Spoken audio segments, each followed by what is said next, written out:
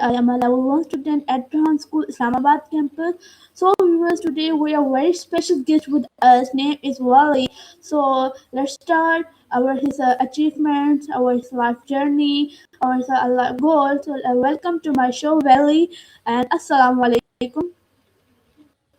Uh, Good evening. Malaikum salam. Salam alaikum. How are you? I'm well. Okay, so Wali, so please introduce yourself for my audience who can watch you, who can live listen you. Okay, my name is Waylee George. I live in Atlanta, Georgia. I am the CEO of Ariti Media Associates, Inc. We're an IT company and also a leadership company. I'm a recent graduate of the John Maxwell Leadership Institute, and my mission is to bring value to people, to add value to people and encourage them to do better and develop themselves. And so I'm delighted to be here with you this evening because it's night right now in Atlanta, Georgia. And I look forward to a very good interview. Thank you. Okay, thank you. Your very nice introduction. I will appreciate for you. Thank you, Wali. So, my first question is: inspire you to become a leadership strategist? Well, it goes way back to my childhood. When I was a little boy, I was born in Africa. And when I was a little boy, I read a quote one time from Thomas Jefferson, and it spoke of the aristocracy of achievement arising out of the democracy of opportunities. So I always told myself that I was going to go to the United States of America, where I am right now, and that I was going to really came for the opportunity and I was going to pursue opportunities in the United States. Well, the journey to the United States wasn't easy. When I graduated from high school, I moved to the capital city in Liberia, where I was born. It's a West African country, it's a small country, so that I could go to college. During the time I was in college, I was arrested and charged with treason, overthrowing the government. And it was me and my friends. It was a lot of people, about 900 people were arrested, and they said they were going to kill us. So we were in jail, but not knowing that out of that jail was how I was going to come to the United States. I got released from there, sent it, and the next thing I look, I was on a plane coming to the United States. It bothered me, and I wanted to change the world. I felt like I was going to learn and do everything within my power to empower people and change the world. And so in, I think, 2005, I started to pursue leadership in the state of Georgia that I live in today, which is Atlanta, Georgia. They sent me to school for regional leadership and regional economics and leadership development. And so I studied at University of Georgia and also Georgia Tech, and I became a leader, but to help develop my region. Years later, I wanted more. I wanted to learn more so I could have more impact on people. At the time I was serving as a CEO of my company, I founded the company, which is Ariti Media. And so I attended the John Maxwell Leadership Institute. When I graduated from John Maxwell Leadership Institute, I started getting invites to help lead people around the world. And I was a guest of honor for the Global Leadership 9, which was in Oman. I don't know if you know Oman. It's one country somewhere there in Asia. And I started getting requests for podcasts and interviews, and everybody's calling me. And Abeera, I know You see how hard it was for us to have this interview today because I'm always busy now. But I love what I do because it encourages people to develop themselves to be something. If you have a goal, if you have a vision in life, I don't care how old you are. You can be 7 years old, 10 years old, 12, 15. But if it is about developing people, making an impact on people, that is a goal I encourage you to pursue. But the first thing you have to do for you to develop people, you got to develop yourself. And so every day I'm learning to get better so that I can help other people and add value to them. So, yeah. This is leadership. Okay, well then, you very appreciated your nice leadership. I like you. So, Wali, my next question is there. How did you 30 years in Medi shape your leadership philosophy? I didn't understand the question. I'm saying that how did your 30 years in shape your leadership philosophy? Or how did it shape my leadership, my early years? That's correct. Oh, Yes. my life, getting jail for nothing. I was going to be killed, but God spared my life. And I believe He spared my life for a purpose. And so I keep that purpose in the forefront of everything I do. Everything I do it to impact people on a daily basis. Anything I do, it has to affect somebody. It has to develop somebody. If it's not, then my life is useless. I live my life today to bring people forward, to pay it forward, because I could have died. I could have been killed. Some of my friends were killed. And the reason God kept me, I don't know, but I feel that the reason He kept me is because He wanted me to help develop His people. And so, take for instance, in Pakistan right now, I have about 130 people in Pakistan. It's a church in Pakistan with 80 people. About 48 of them are children. They reached out to me and I pray with them every Friday morning.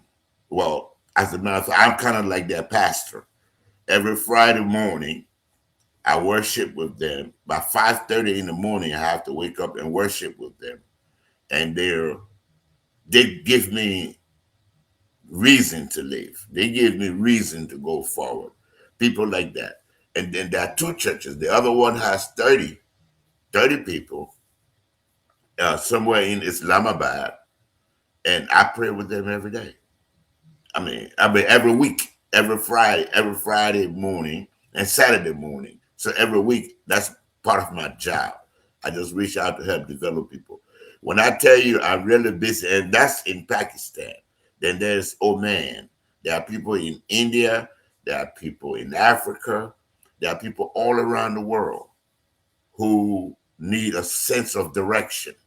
They need somebody to help them to believe in themselves, to see the future, because it's difficult.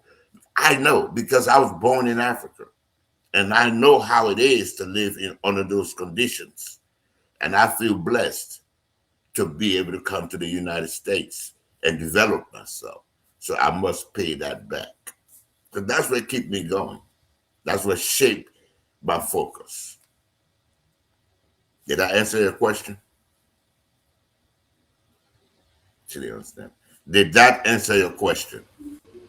Okay, a nice answer, Valley. So my next question is this: what was your biggest challenge as a CEO? The biggest challenge of a CEO is it's only 24 hours in a day. And part of that 24 hours, you got to sleep. And so when you average it, there's not that many hours in a day to do things that CEO do. See, contrary to what people think, they think when you're a CEO, that means you got it all. Wrong. When you are the founder of a company, you got your work cut out for you because every decision that that company makes, the buck starts with you. You have to make that decision. And so if you're wrong, the whole company is wrong. The biggest challenge as a CEO is decision making, making decision. Because it's almost like you almost like the president of a country. If you make the wrong decision, it's bad for the citizens. It's the same way with CEO. If you make wrong decisions, it's bad for your workers. It's bad for the company. It's bad for the revenues. It's bad for the bottom line. And so every day you got to stay abreast. You got to stay focused. You got to take your vitamins. Is everything okay? Yes, everything is okay. So that's great. That's amazing, Valley. So my next question is, how do you define truth leadership excellence? Leadership excellence. I was just looking at that. Hold on one second. Because I was leadership excellence. The influential leader is not defined by position, but by purpose. I was just looking at that. And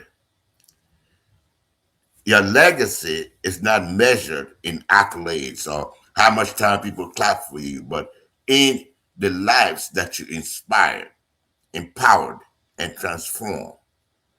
And so I wrote a book called The Influential Leader. I wrote this book a while ago, but I just took a look at it today and boom, you asked me a question on it. How many lives have you impacted? Some people think that when they speak of leadership, they speak of position. No, it's not about position. It's about influence. How many lives have you impacted? How many people have you inspired? How many lives have you transformed? People who were thinking that they couldn't make it because they listened to you or they met you, you inspired them to transform their lives. That's leadership to me. That's how I define leadership. That's genuine, authentic leadership. Okay, that's great, Valley. I appreciate for you your good and excellent answer. So, Valley, my next question is, what habit do successful leaders practice daily? I didn't understand the question. What's the question? Ask me again, Abeera. Okay, I repeat my question. My question is that what habit do successful leaders practice in daily? Oh, habits. Yeah. What habits? Thoughtfulness. You have to cultivate. Uh, John Maxwell, the way he puts it, he called it laws, the laws of leadership. You have to be intentional. You got to be intentional about what you do, and you got to be empathetic. You gotta, you have to see yourself in the people that you lead. You have to lead by example. And so if you can't see yourself in the people, you will not be able to lead by example. If one of the things about leadership, if I asked you to do something, I should be able to do it myself. If I tell you, I say, Abeera, I want you to study. I want you to study XYZ or study this book. Well, before I ask you to study that, I should study it myself. Those habits make good leaders. I mean, there's a myriad of habits, but those two, intentional, you have to be intentional, you have to be empathetic, and you have to be willing to do the things you ask people to do. I'll give you those three. Okay, that's great, Valley. So, my next question is, please tell me, our viewers, how do you handle failure as a leader? How do I handle? How do I handle what? Fa- Leaders. Failure? Oh, failure. How do I handle failure? I learn from it. Yes. Every time, yeah, I learn from it. That's how I handle it. I ask the question, what is this about to teach me? Whenever there's a failure, because failure is not failure. Failure is opportunity. Failure is part of success. It's a road to success. All you have to do is to learn from what caused that failure and how can I change it? How can I make this better than it was? And that's how I handle failure. I don't see it as counterproductive. I see it as productive. Okay, that's great, Wally. I will appreciate you. Your question is really amazing. I will like your answer. So my next question is, what advice would you give to first-time leaders? Learn. First time leaders, learn. Open up yourself as an opportune channel for for God to work in and through you. Uh, you say Allah because I see you're Muslim, right? You Muslim? Well, open up yourself as an opportune channel for Allah to work in you and through you to reach people. Learn as much as you can so that you can help other people. That is the one advice, one basic advice that I'll give to aspiring leaders. Learn, open up yourself, be what to say, be open, have an open mind. Don't close yourself up. For instance, I'm a Christian, you're a Muslim, right? And I can't say because you're a Muslim, I can't learn nothing from you. I don't care if you're 14 years old or you're 13 or you're 15 years old. I can always learn something from you as much as you can learn from me. And so that what makes good leadership. Uh, the fact that you took the opportunity, the fact that you took the audacity to contact me and persistently pursue me to get this interview, I believe that's a good trait. I want you to continue that because you didn't let me get away with telling you that I'm too busy. You came back and you said, "Well, I don't want to talk about your lifestyle." I don't, and I like that. I laughed when I saw it. I chuckled. So that's good of you. I encourage you to continue to do that. Okay, that's great, Valley. So my next question is this: please tell me, our audience, what mindset is most important for leadership growth? Positive mindset. Last year I attended the INC, which is the International Maxwell Leadership Conference. And before going to the conference, almost everybody, when you ask them, they got a negative attitude. They got a negative mindset. When you speak to them, oh, how you doing? Oh, the weather is too bad. Oh, this thing happened. Oh, that thing happened. That's not good for leadership. You gotta see the good in everything. That's how I say you gotta see the good in everything. You gotta have a positive mindset. So I coined a term called shoot, I just lost my train of thought. Oh God, I coined this term. But anyway, it's a negative mental attitude. But I coined the term and it just slipped my mind right now. But it means having a negative mental attitude. And so when I went there, I met a lot of positive people. I met a whole lot, almost everybody I met at the Maxwell Leadership Conference. People from Pakistan, people from India, people from Malaysia. Some people came from the Cayman Islands and England and Switzerland, from all over the world. But everyone were a leader. They had the same kind of mindset. So I coined the opposite term of negative mental attitude to positive mental attitude. Because there are people in the world, there are good leaders in the world, and there are bad leaders. The good leaders are the ones that have a positive mental attitude because in everything they look for the good in it. What's good in it? We might have a disaster. Oh, for instance, yesterday, this interview we were supposed to do it yesterday. Oh no. Oh, Abeera. I'll wait right here. Yes, I am here. Please Oh, continue, okay. Wally. Okay. Okay. Okay. Good. And so, for instance, yesterday, we were supposed to have this interview, but you text me and you said the internet was giving trouble. So when I looked at it, your thing, and I said, okay, I said there was something good about that. Maybe this interview wasn't going to be conducted as smooth as it is right now. And so for some reason, I would say God stepped in and he caused the internet not to be good. I could look at it negatively or I could look at it positively, but I choose to look at it positively, So that's a positive mental attitude. Did I answer your question? Okay, Positive Wali. mindset. Yeah, you are right, Wali. Your answer is truly amazing, and I learned so much for your interview. So my next question, I move my next question. So my next question from you is that please tell me that how can younger leaders build confidence? Oh, I can. First of all, it comes from the learning.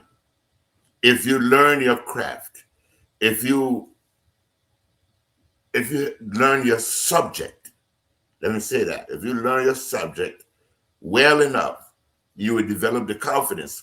Say, I'm talking to you right now, I don't have no paper because I continue to learn. I don't know the questions that you're going to ask me, but I have to be able to learn. If I say I'm a leader, I have to learn everything about leadership so that when you ask me a question, I can confidently answer it because I'm living it every day. That's my life. That's how you develop confidence. You can't fake confidence. You can't fake confidence. You can't have confidence because you read something somebody wrote. I've written 2 books already. And if I can't answer the questions in my book, then I didn't write those books. Because whatever you write, you got to ask yourself, the people who's going to read this book, what would whatever I'm asking you to do, I should be able to do it myself. That's how you develop confidence. You can't fake it. I don't know if I answered your question. That's great, Valley. So the time is very short for my interview, so I wind up. So my next question is this: Valley, please tell me that how has influenced your leadership style the most?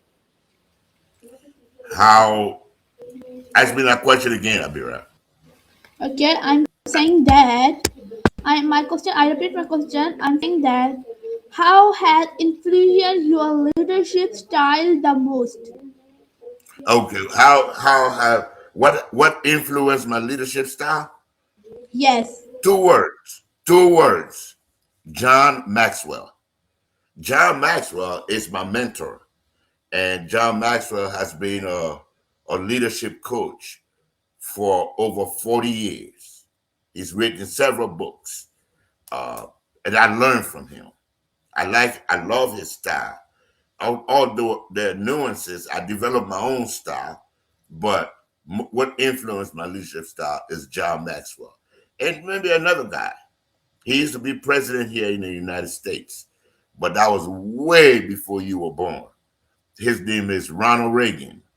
I love Ronald Reagan's style, and that's what influenced my leadership style. Okay, nice, Valley. So my next question is that please tell me that yeah, what is the main message of your book? The main message of our group: add value to everybody that crossed my path. Uh, no, be good to everyone that crossed my path and add value to them.